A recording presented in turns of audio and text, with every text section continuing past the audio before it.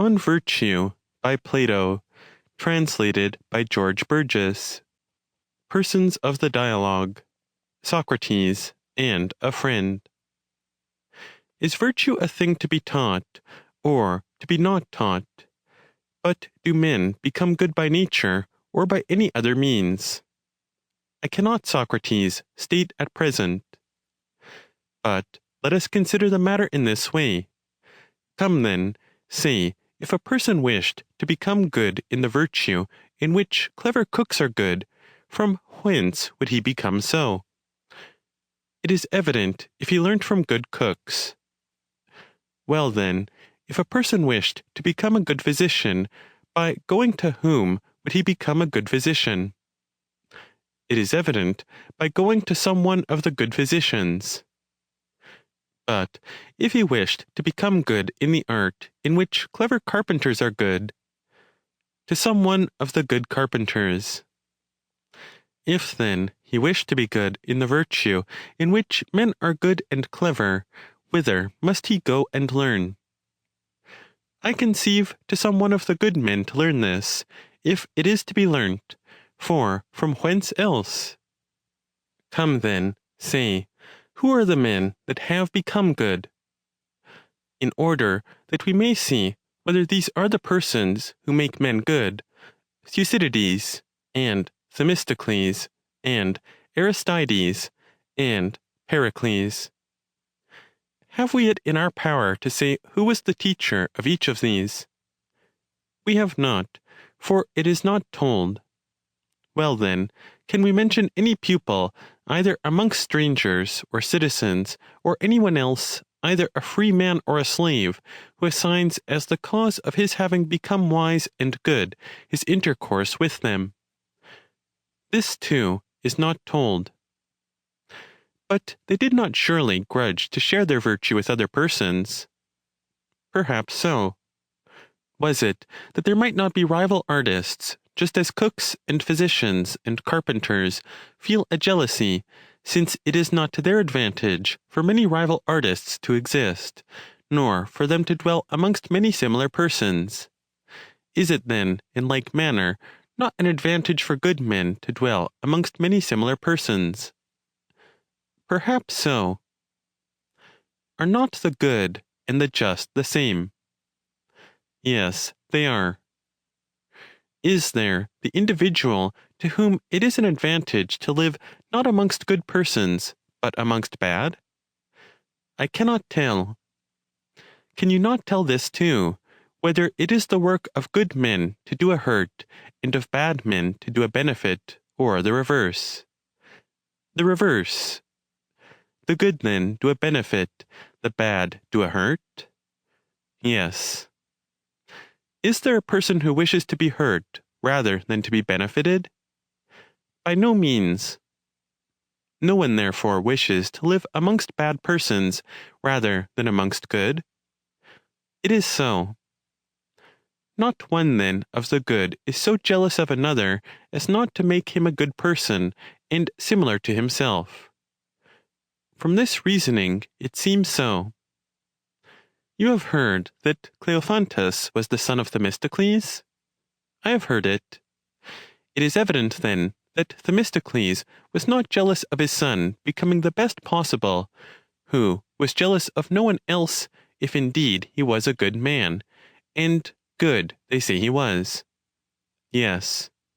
You know, then, that Themistocles caused his son to be taught to be a clever and a good horseman. For instance, he used to remain standing upright upon horses, and upright too hurled a javelin from the backs of the horses, and did many other wonderful feats, and taught him, and made him wise in many other things, such as are closely connected with a good education. Or have you not heard so from elderly persons? I have heard it. No one, then, could find fault with the son's nature as being bad. Not justly so, at least from what you have said. But what is this? That Cleophantus, the son of Themistocles, became a good and wise man in the matters where his father was wise, have you ever heard from any younger or older person? I have not heard it. Do we then conceive that he wished to instruct his own son in these matters, but in the wisdom in which he was wise himself, not to make him better than any of his neighbors, if virtue were a thing to be taught? It is not likely, at least. Of such a kind, then, is this your teacher of virtue, to whom you have alluded? Let us, then, look to another, by name Aristides, who brought up Lysimachus, and instructed him, the best of the Athenians, on such subjects as are connected with good teachers, and yet he made him a man no better than anybody, for both you and I have seen and associated with him. It is true. You know, too, that Pericles brought up well his sons Paralus and Xanthippus, of the latter of whom you seem to me to have been the lover. These, as you know yourself, he taught to be horsemen inferior to none of the Athenians, and he instructed them to be inferior to no one in the rest of contests, and all the other things that are learnt by art. But did he not wish to make them good men? But perhaps, Socrates, they would have become so had they not died young. You reasonably come to the aid of your beloved. But Pericles would have much rather made them clever in his own wisdom than in music and contests, had virtue been a thing to be taught, and had he been able to make them good men.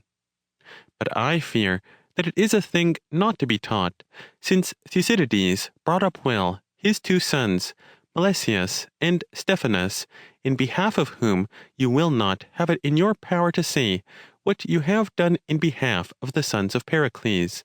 For one of these, you surely know, lived to old age, and the other much beyond. And yet their father taught them well other pursuits, and they wrestled the best of the Athenians. For he put one under Xanthias, and the other under Eudorus, and these were surely thought to wrestle the best of those of that period. Yes, they were. Is it not evident, then, that he would not have taught his sons these things, where it was requisite to instruct them at an expense to himself, but those where without expending anything it was requisite to make them good men? Now, would he not have taught them this, if it were to be taught? It is likely, at least. But perhaps Thucydides was a man of small means, and had not very many friends amongst the Athenians or their allies. And he was of a great family, and of great power in the state, and amongst the rest of the Greeks, so that if this had been a thing to be taught, he would have discovered a person amongst those of the country, or foreigners, who would have made his son a good man, if he himself had, through his attention to state affairs, no leisure. But I fear that virtue is a thing not to be taught. Perhaps not. But if it is not to be taught, are the good naturally so from their birth? But this perhaps we shall discover by considering the matter in this way. Come then, say, do there exist the natures of good horses? They do exist. Are there not men who possess an art by which they know the natures of good horses, both as regards their body, with reference to running, and their feelings, which of them are full of spirit or devoid of it? Yes. What is this art, and what its name? Equestrian. Is there not in like manner an art relating to dogs, by which persons discriminate between the good and bad natures of dogs? There is. What is it? The hunter's art. There are, too, assayers amongst us of gold and silver, who, by looking, decide upon both the better and the worse metal. There are. And what do you call them? Silver assayers. The boy drillers, moreover, know by examining the natures of the bodies of men, which of them are useful and which not, for each of their labors, and which of the bodies of persons older and young are about to be worthy of note, and in which there is much hope of their executing works connected with the body? It is so. Whether, then, are good horses and dogs, and other things of such a kind, of more importance in states, or good men? Good men. Well then, do you conceive that if the natures of men were good for virtue, that mankind would not have planned in every way to discover those natures? It is likely, at least. Can you then mention any art which has been exhibited and applied to the natures of good men, so as to enable persons to decide upon them? I cannot.